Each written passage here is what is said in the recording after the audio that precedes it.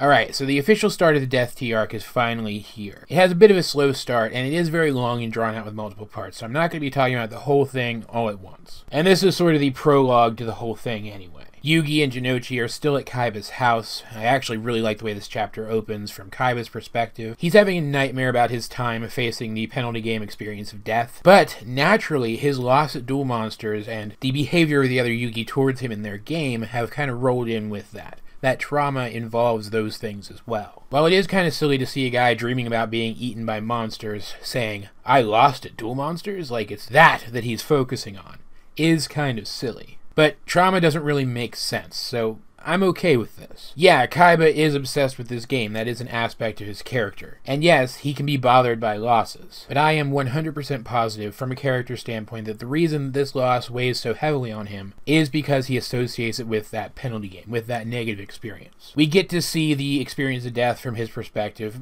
briefly, but we do get to see it. And then we get one really cool shot of kind of how he sees the other Yugi as a villain in his life, a negative force unfairly affecting him. And it's clear that despite the fact that this is a man who has effectively everything you could ever want, he lives like a king, an analogy which is very heavily hammered home in the following panels. And yet he is consistently traumatized by this experience with Yugi. Combined with some of the stuff we learn about him later, which, brief spoiler, he does have a literal darkness weighing on his heart. I can kind of understand why he goes to these lengths to try to get his revenge on Yugi, to try to inflict a similar thing on Yugi. Because from his perspective, that's the only way to banish this evil that's haunting him. This evil that he perceives is taunting him every night as he sleeps. He comes down and greets Yugi and Jinochi, and he's very pleasant about it, acts as if nothing is out of the ordinary. Jinochi calls him out for Mokuba almost killing them, but Kaiba blows it off like it's nothing, and takes them to a skyscraper in the city. He calls it a place that they could only dream of, and once they arrive, he reveals it to be called Kaibaland, an indoor amusement park with multiple levels. He frames it as if Yugi is just his friend, and he's excited for his friend to see this place that he's created for the benefit of everyone. And despite the fact that they've effectively been kidnapped, Yugi and Jinochi are still excited by the sight. They're still impressed by it. We get to see Kaiba play to the crowd a little bit. He seems genuinely happy to see so many people gathered outside of Kaibaland. He seems genuinely amicable towards them.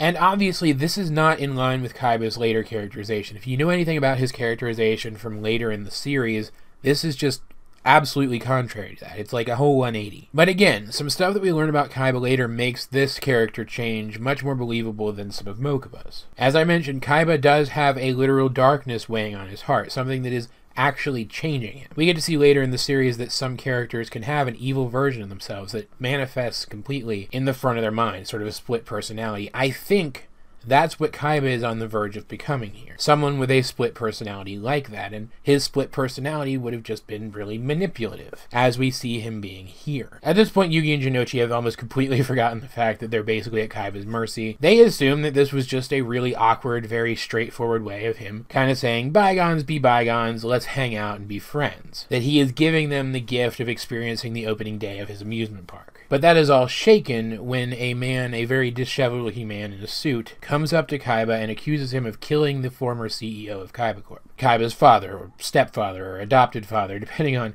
which version and at what point in the series you're looking at. We see a little bit of the real Kaiba show his face here, showing that he is not the nice person he's been pretending to be. Of course he's not. When he has the man thrown out, and then dismisses his concerns completely. Kaiba tries to get Yugi and Jinochi back on board with this whole experience. They're a little more hesitant again, but they're roped back in when they see a demonstration of Kaiba's virtual reality technology on a sort of ultra high-tech version of one of those interactive movies that you'll see at like a Disney World or something. Kaiba has been taking them around personally, room by room, showing them all these impressive things. It's perfectly understandable why they would be excited despite the fact that this entire situation has been out of their control since the beginning. Before we get to the next part of this chapter, the climax of this chapter, if you recall back when Kaiba first appeared, I mentioned that his appearance in those chapters might be reminiscent of his first appearance in the Yu-Gi-Oh! Anime, the one that was brought over to the States, but that it seemed like a drawn-out version of just part of that episode. The climax of this chapter is the next part of that episode. episode. Kaiba hasn't just kidnapped Yugi and Jinochi, he's also brought Yugi's grandfather here. Yugi's grandfather is supposed to be excellent at duel monsters and have an excellent duel monsters deck. And you can see Kaiba has multiple reasons for doing this, and you can understand all of them. He wants to prove against this very powerful opponent that he is still a top contender at this game. He wants to give Yugi incentive to fight him again. And he wants to show off the fact that one of the ways he's been dealing with his trauma is by making it something that he can control. He's created his own brand of magic in his virtual reality. Yugi's grandpa is in sort of a glass booth with a table in the middle, and we see in a moment that that glass booth is a hologram projector. Kaiba and Yugi's grandpa duel in this booth, and their monsters come to life around them. This glass booth with the table in the middle is the equivalent of the big hollow arenas that the anime had in the first season. The holograms are super realistic. They startle Yugi's grandpa, put him out of his game. He's old, so they're a risk to his health, but he's tough, and he has the Blue Eyes White Dragon, a card so rare that he assumes it's going to be a clincher in this match, which is actually where he fails. He assumes that because he has the Blue Eyes White Dragon, he doesn't have to worry about setting up any other strategies. And so it's a huge shock when he learns that Kaiba has used his vast wealth and resources to assemble the other 3 of 4 Blue Eyes White Dragon cards in his deck. At this point in the game, at least in the manga and the anime, there's really no way to deal with this. Blue Eyes White Dragon has more attack than any other card, and this isn't an environment where there are a bunch of cards that just outright destroy enemy monsters. Kaiba wins, and he uses his holographic technology to give Sugoroku the experience of death. Obviously, these holograms can't actually interact with him, and he can't experience the sensation of them interacting with him the way that Kaiba could. But because he is older, because his body's frail, his heart is frail, this is a real risk to him. And Kaiba is absolutely savage about it, leaving him in there as he stands before Yugi and announces Death Tea,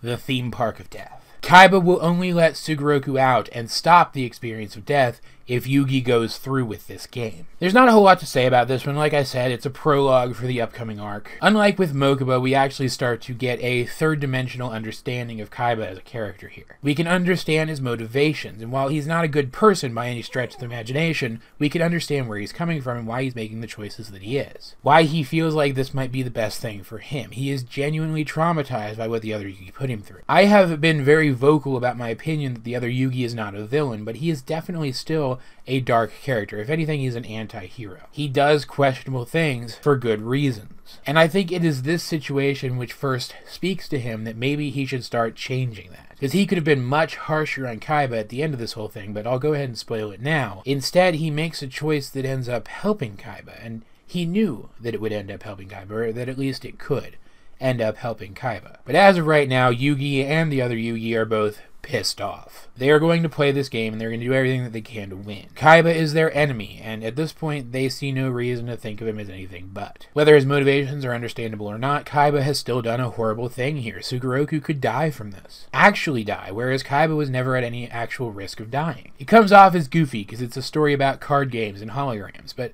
it's actually a lot deeper and more nuanced than it comes off at first. Yu-Gi-Oh! Has not been bad up to this point. It's had some really great moments, but I think this is the moment where it starts to get really good. I think this is the moment when Kazuki Takahashi really started to think about his villains and made the decision that big villains, at the very least, need to be good characters first. And as maniacal and as affably evil as Kaiba still is throughout this entire arc, really, I think that he succeeds in making Kaiba such here. And that's what's important. Overall, this is a great start to what turns out to be a great arc, and I'm really looking forward to talking about the rest of it with you. Until then, though, guys, what did you think of this chapter of Yu-Gi-Oh! If you have read it? Let's get a discussion going in the comment section down below or over on my Discord. Link in the description. Either way, this has been AJ22, and I will talk to you guys later.